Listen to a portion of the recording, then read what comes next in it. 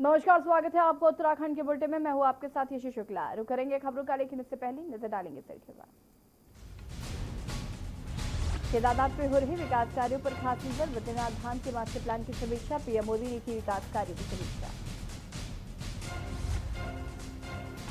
मुख्यमंत्री त्रिवेंद्र सिंह रावत ने कहा, बद्रीनाथ धाम 85 हेक्टेयर में होगा विकसित। मास्टर प्लान को 2025 तक पूरा करने का लक्ष्य।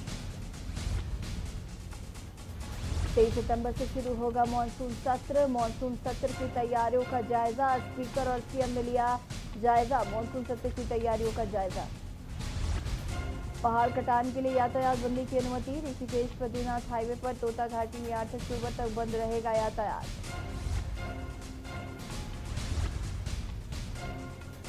देहरादून में बुजुर्ग महिला प्रोफेसर की हत्या से सनसनी। मुंह और हाथ बंधा हुआ मिला शव। जांच में जुटी पुलिस।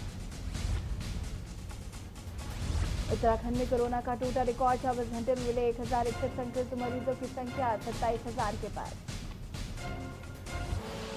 आप देख रहे हैं के न्यूज, खबरों का सारथी। बढ़ेंगे खबरों में, लेकिन उससे पहले उत्तरकाशी से आपको बड़ी खबर बता दें, जहां पर नाबालिग से दुष्कर्म का युवक गिरफ्तार कर लिया गया है। नाबालिग को शादी का झांसा देकर किया था दुष्कर्म। आरोपी युवक के खिलाफ विभिन्न धाराओं में मुकदमा दर्ज कर लिया गया है।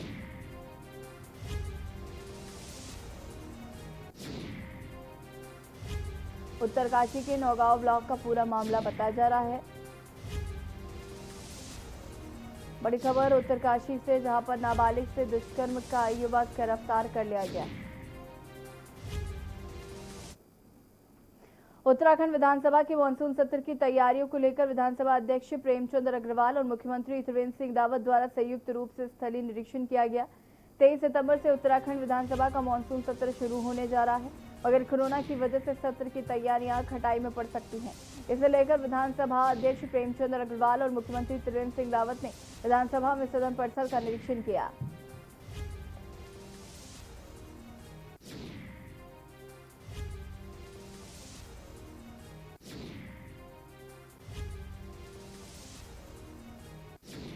के खजांची खबर पौड़ी से है। प्रदेश के उच्च शिक्षा, सहकारिता, दुग्ध विकास व प्रोटोकॉल राज्य मंत्री स्वतंत्र प्रभार डॉक्टर धन सिंह रावत ने खिरसू ब्लॉक के बुदेशु में बतौर मुख्य अतिथि के रूप में शिरकत कर जिला प्रशासन के तत्वाधान में महिला सशक्ति एवं बाल विकास विभाग पौड़ी की ओर से बेटी बचाओ बेटी पढ़ाओ योजना के अंतर्गत घौर की पछायन नौनी कुनौनो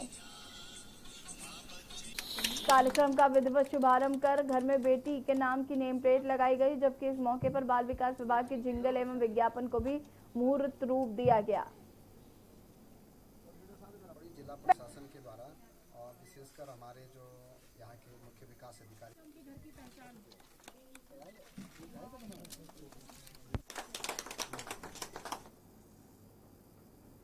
श्रीनगर विधानसभा क्षेत्र के विकासखंड खिरसू में सभागार में प्रदेश के उच्च शिक्षा, सहकारिता, दुग्ध विकास व प्रोटोकॉल राज्य मंत्री स्वतंत्र प्रभार डॉक्टर धन सिंह रावत ने आयोजित कार्यक्रम में बतौर मुख्य अतिथि के रूप में शिरकत की। कोरोना वायरस कोविड-19 में बहुमूल्य योगदान हेतु त्रिस्तरीय पंचायत प्रतिनिधियों को सम्मान समारोह में जनप्रतिनिधियों एवं कार्मिकों को अंग वस्त्र एवं प्रमाण पत्र देकर सम्मानित किया, जिनमें से 2 जिला पंचायत सदस्य, 20 क्षेत्र पंचायत सदस्य, 51 ग्राम प्रधान और 23 कार्मिक को सम्मानित किया गया।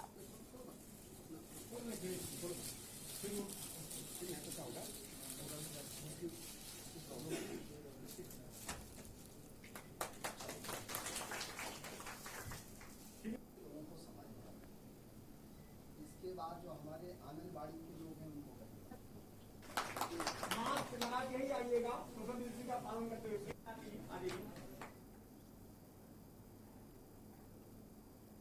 उत्तराखंड हाईकोर्ट ने काशीपुर के रामनगर काशीपुर गांव में सरकारी भूमि पर भूमाफियाओं द्वारा सरकारी भूमि पर कब्जा कर बेचने के खिलाफ दायर जनहित याचिका पर सुनवाई करते हुए कब्जाधारियों को पक्षकार बनाने से इंकार किया है और राज्य सरकार से 2 सप्ताह में जांच कर जवाब दाखिल करने को कहा है। मामले की अगली सुनवाई 23 सितंबर की तिथि नियत की गई है और जनहित याचिका में कब्जाधारियों ने अपने को पक्षकार बनने व उनको सुनने हेतु प्रार्थना पत्र डाला था, जिसे कोर्ट ने सुनने के बाद खारिज कर दिया।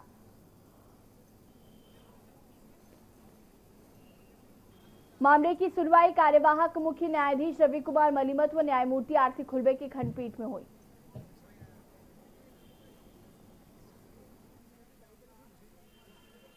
क्लस्टर मैनेजमेंट की बैठक में तो नहीं बैठे।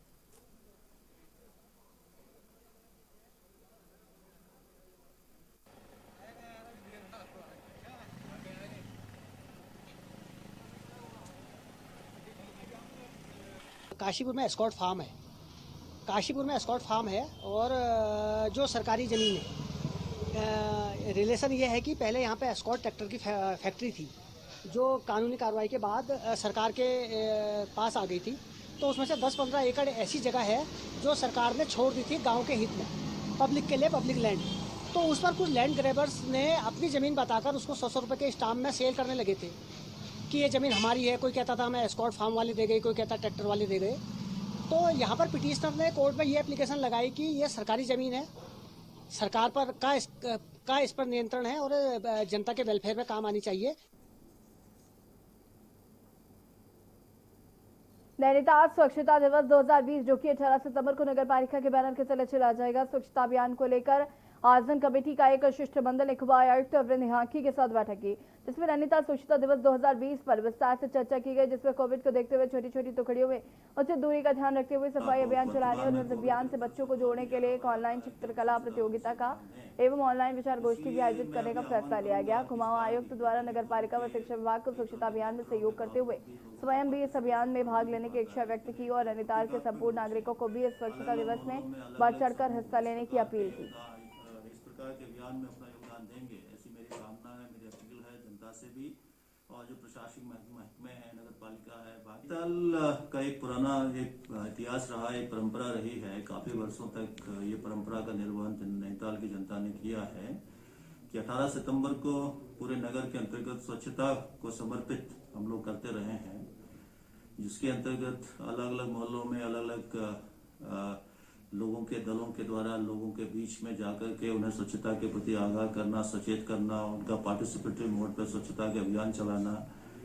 अल्टीमेटली नैनीताल ताल के संरक्षण, उनके संवर्धन के अंतर्गत स्वच्छता का एक महत्वपूर्ण कार्य तो है ही है। खबर रुद्रप्रयाग से है। जिलाधिकारी वंदना सिंह भी अब टिहरी जिलाधिकारी मंगेश घड़ियाल और चमोली जिलाधिकारी स्वाति भदौरिया की राह पर चलने लगी हैं। ग्रामीण इलाकों में जाकर जनता से मिल रही हैं और उनकी समस्याओं को सुन रही हैं। इसके साथ ही जिला कार्यालय में डीएम वंदना अधिकारियों की बैठक लेकर जल्द से जल्द जनता के काबू को करने के निर्देश दे रही हैं। उनका व्यवहार जनता को पसंद आने लगा है। डीएम वंदना ने ग्राम गढ़वेल में जाकर फसल की कटाई की। उनकी ये तस्वीर सोशल मीडिया पर काफी पसंद की जा रही है और उनके कार्यों की तारीफ भी की जा रही है।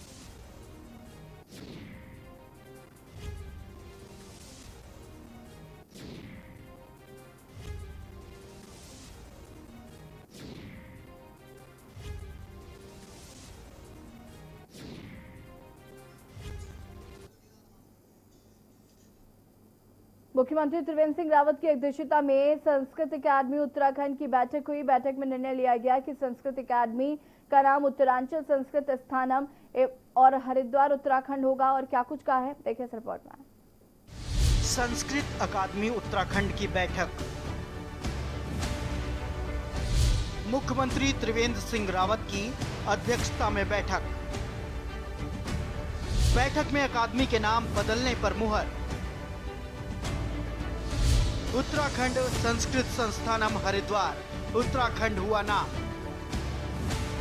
संस्कृत अकादमी उत्तराखंड की बैठक में हुआ फैसला।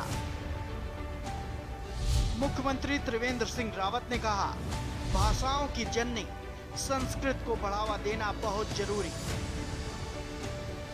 संस्कृत भाषा के प्रति युवाओं का रुझान बढ़ेगा।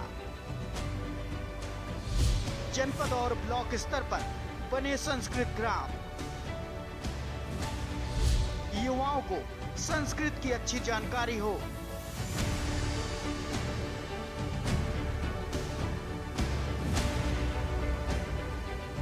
मुख्यमंत्री त्रिवेंद्र सिंह रावत की अध्यक्षता में संस्कृत अकादमी उत्तराखंड की बैठक हुई।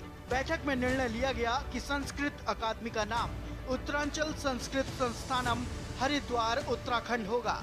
मुख्यमंत्री ने कहा कि भाषाओं की जननी संस्कृत को बढ़ावा देना बहुत जरूरी है। इससे हमारी प्राचीन संस्कृति के संरक्षण के साथ ही संस्कृत भाषा के प्रति युवाओं का रुझान बढ़ेगा।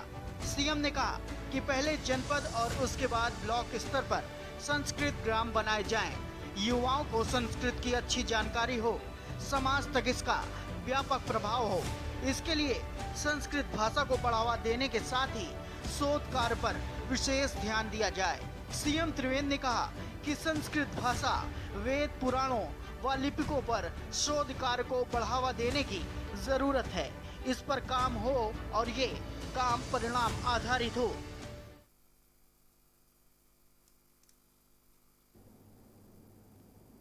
खबर देहरादून से है, जहां पीआरडी जवानों के विभागीय मंत्री की तरफ से 3 घोषणाएं की गईं।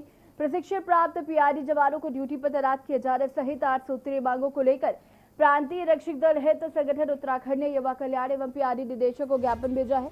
सभी मांग पूरी न होने पर कोर्ट की शरण लेने की चेतावनी दी। आपको बता दें कि प्रदेश अध्यक्ष प्रमोद मुंदवाल ने बताया कि पीआरडी जवानों की 8 सूत्रीय मांगों को लेकर संगठन कई सालों से मांग कर रहा है, मगर शासन प्रशासन उनकी तरफ ध्यान नहीं दे रहा। वहीं प्रशिक्षण प्राप्त पीआरडी जवानों के साथ विभाग सौतेला व्यवहार कर रहा है, जबकि दूसरे राज्यों के लोगों को नौकरी दी जा रही है। पीआरडी संगठन ने चेतावनी दी कि अगर 1 महीने के अंदर उनकी मांगों पर कोई कार्रवाई नहीं हुई तो संगठन इसके लिए कोर्ट का दरवाजा खटखटाएगा।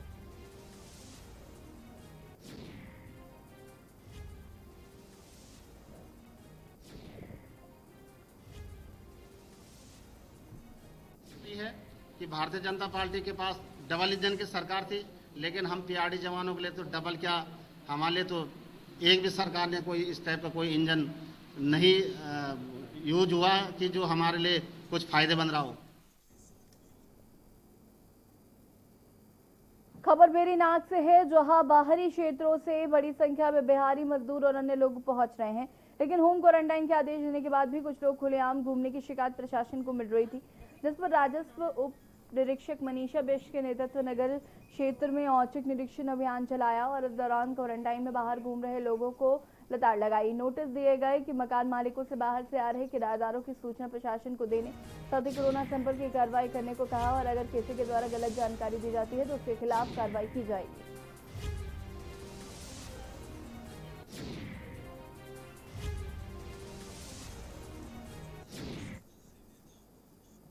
केंद्र सरकार द्वारा जारी की गई शिक्षा नीति को लेकर अब विद्या भारती प्रचार प्रसार में लग गए हैं। आज एक प्रेस वार्ता को संबोधित करते हुए विद्या भारती के प्रांतीय मंत्री रजनीकांत ने कहा कि विद्या भारती पूरे देश में 25,000 से अधिक विद्यालय चलाते हैं और छोटे से उत्तराखंड में भी 650 से अधिक विद्यालय विद्या भारती चला रहे हैं। नई शिक्षा नीति का विद्यालय के ऊपर व विद्यार्थी के ऊपर संपूर्ण देश के अंदर इसका प्रभाव पड़ने वाला है। नई शिक्षा नीति में क्या बदलाव हुए हैं, क्या परिवर्तन हुए हैं, लोगों को उसकी जानकारी देने के लिए विद्या भारती अब आगे आई हैं और विद्या भारती प्रतियोगिता के माध्यम से नई दिशा नीति का प्रचार प्रसार करने के लिए विद्या भारती पूरे देश में प्रतियोगिताएं करा रही हैं और इस प्रतियोगिता में 3 वर्ग रहेंगे, जिसमें कक्षा 9 से लेकर 12 तक के छात्र छात्राएं व दूसरे वर्ग में ग्रेजुएट छात्र छात्राएं और तीसरे वर्ग में सामान्य पुरुष भाग ले सकते हैं।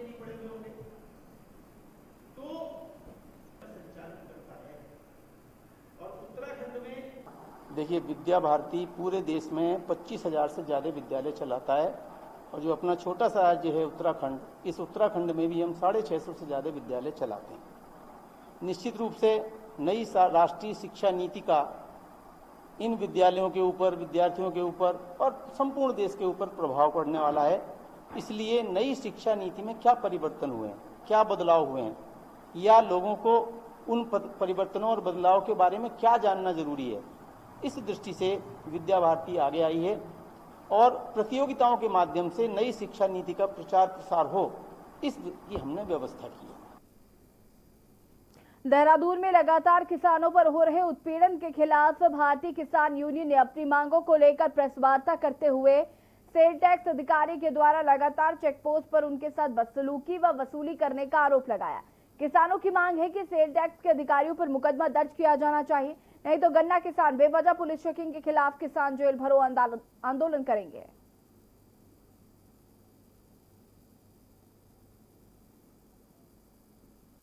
आपके माध्यम से मांग करना चाहते हैं कि कोविड-19 की वजह से जनता भी परेशान है, हर व्यापारी परेशान है। कोई यदि छोटी मोटी गलती हो जाती है उस पर अनावश्यक ये लोग परेशान करते हैं। जब ये कोई चेकिंग के नाम पर रोकते हैं, यदि उसमें कोई त्रुटि नहीं मिलती है तो उस वाहन को परेशान न किया जाए। और जो इस तरह के अधिकारी है जो नाजायज परेशान करते हैं, नाजायज मांग करते हैं, उनको वहाँ से तत्काल हटाया जाए और ऐसे लोगों को वहाँ पर न रखा जाए। उत्तराखंड के शिक्षा विभाग के लिए इससे गौरवपूर्ण पल नहीं हो सकता जब उसके लॉकडाउन में की गई अनूठी पहल को केंद्र ने भी सराहा है। इतना ही, ऑफिशियल ट्विटर अकाउंट से जारी ट्वीट में सिर्फ उत्तराखंड राज्य का ही जिक्र किया गया है। दरअसल राज्य शिक्षा विभाग ने लॉकडाउन में भी मिड डे मील का पैसा जरूरतमंद बच्चों के खातों तक पहुंचा दिया। इसके पीछे सचिव शिक्षा आर मीनाक्षी सुंदरम की प्लानिंग इसके पीछे अहम रही। यही वजह रही कि लॉकडाउन जैसी मुश्किल परिस्थितियों में भी 38 करोड़ रुपए जरूरतमंद बच्चों के खातों में पहुंच गए। सचिव शिक्षा आर मीनाक्षी सुंदरम ने बताया कि शिक्षा विभाग 2 तरीकों से पैसा बच्चों के भोजन के लिए देता है। एक पैसा वो जो खाद्य विभाग को देता है, जिससे कि अनाज खरीद कर स्कूलों तक पहुंचाया जाए। दूसरा पैसा भोजन पकाने के लिए खातों में पहुंचाया जाता है। क्योंकि शिक्षा विभाग के पास पहले से ही खाते सभी बच्चों से संबंधित थे, लिहाजा पैसा सीधे बच्चों के खातों में भेजा गया ताकि मिड डे मील योजना की मूल भावना बनी रहे। बच्चों का ड्रॉप आउट रेट कम से कम हो, ये व्यवस्था सफल रही और ट्वीट पूरे विभाग को और प्रोत्साहित करने के साथ ही एक बेहतर काम करने की दिशा में प्रोत्साहित करेगा।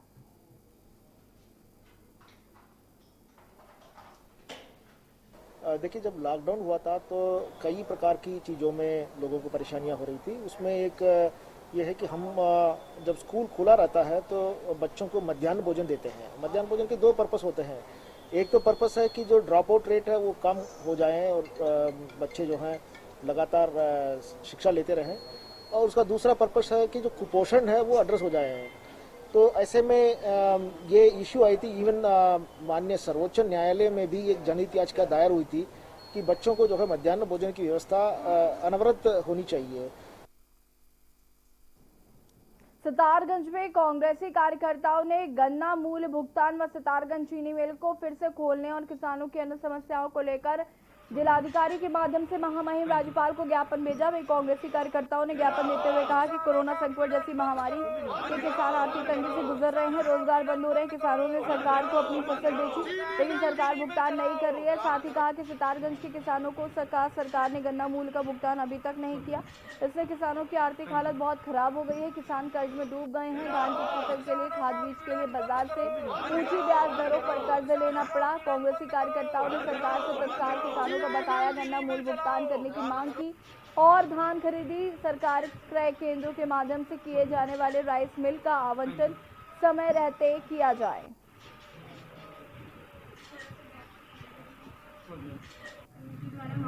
राज्यपाल को संबोधित ज्ञापन हमारे कार्यालय में प्रस्तुत किया है, जिसमें उन्होंने गन्ना मूल्य भुगतान और सितारगंज चीनी मिल के पुनः संचालन, किसानों की अन्य समस्याओं के समाधान के संबंध में निवेदन किया है।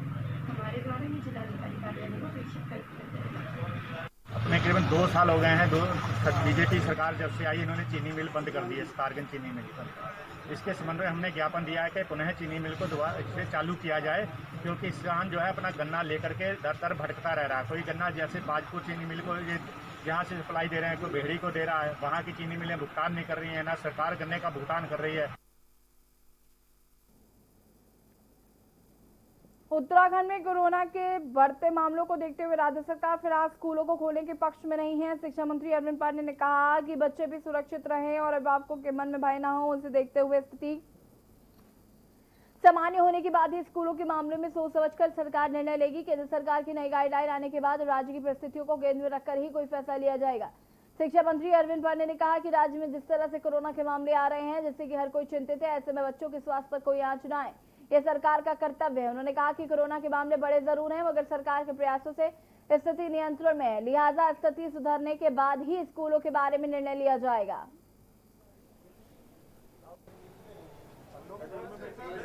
स्वैच्छिक रूप से अभी स्कूल नहीं चलेगा जब तक ये कोई स्पष्ट दिशा निर्देश नहीं आएगा, और सामूहिक रूप से सभी बच्चों के लिए जब तक हमारे शिक्षकों की व्यवस्था ना हो और सभी बच्चे एक साथ ना आए, चाहे हम सोशल डिस्टेंसिंग के माध्यम से बैठाएं, स्पष्ट निर्देश के पश्चात ही हम बड़े बच्चों को भी स्कूल लगाएंगे। डोईवाला कोतवाली के विस्थापित क्षेत्र अठूरवाला में 70 साल की बुजुर्ग महिला की हत्या का मामला सामने आने से क्षेत्र में डर का माहौल बना हुआ। आपको बता दें कि सुनार गांव में पिछले 5 साल से 70 साल की महिला मकान बनाकर अकेले रह रही थी और वहीं पड़ोस के लोगों ने जब महिला को आवाज लगाई तो घर के अंदर से कोई जवाब नहीं मिला। किसी अनहोनी की आशंका से लोगों ने तत्काल जौलीग्रांट पुलिस चौकी को जानकारी दी। घटना की जानकारी मिलते ही कोतवाल सूर्यभूषण नेगी के साथ सभी पुलिस चौकी के अधिकारी और पुलिसकर्मी घटनास्थल पर पहुंचे। पुलिस ने घर के अंदर जाकर देखा तो महिला मृत अवस्था में थी और हाथ बंधे हुए थे। वहीं पुलिस ने शव को कब्जे में लेकर पोस्टमार्टम के लिए भेज दिया और मामले की जांच में जुट गई है।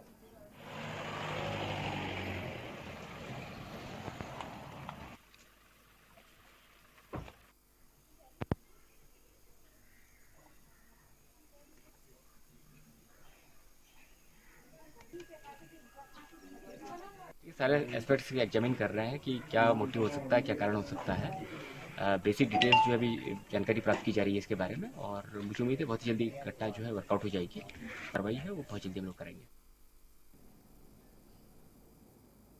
दुनिया भर के पर्यटकों के लिए सरोवर नगरी नैनीताल आकर्षण का केंद्र रही। पर्यटक सीजन के अलावा वर्ष भर देश दुनिया के सैलानियों की आमद बढ़ी को देखते हुए जिलाधिकारी सविन बंसल ने शहर में स्थित मेट्रोपॉल परिसर में व्यवस्थित पार्किंग निर्माण हेतु मौका मुआयना कर संबंधित विभागीय अधिकारियों से पार्किंग निर्माण हेतु प्रस्तावित भावी कार्य योजना कार्यों की जानकारी ली। उन्होंने लोक निर्माण विभाग के इंजीनियरों को निर्देश दिए कि भावी कार्य योजना में परिसर को स्थिर व व्यवस्थित पार्किंग स्थल के रूप में विकसित किया जाए तथा पार्किंग स्थल की सुंदरता पर विशेष ध्यान दिया जाए। उन्होंने मेट्रोपॉल पार्किंग को इलेक्ट्रॉनिक टिकटिंग, ऑटोमेटिक बैरियर सहित आधुनिकतम तकनीकी से युक्त पार्किंग स्थल के रूप में विकसित करने, पार्किंग स्थल पर पर्याप्त रोशनी की व्यवस्था, मैदान में पड़े अनावश्यक एवं बेकार सामान सहित मेट्रोपोल में खड़ी अनाधिकृत गाड़ियों को तत्काल हटवाने के निर्देश दिए। जिलाधिकारी ने कहा कि पार्किंग स्थल की भूमि का अधिक से अधिक उपयोग पार्किंग के रूप में किया जाए। पार्किंग बनने से शहर में ही पर्यटकों को पार्किंग की सुविधा मिल सकेगी।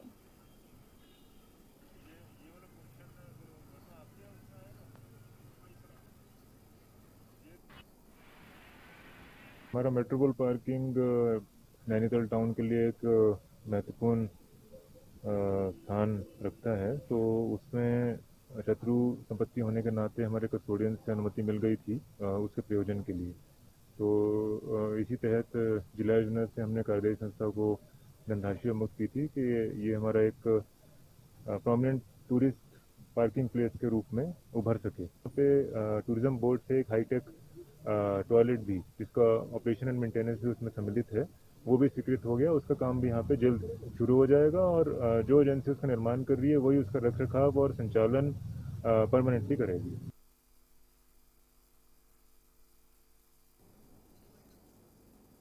फिलहाल इस बुलेटिन में इतना ही। देखते रहिए के न्यूज़ इंडिया। नमस्कार।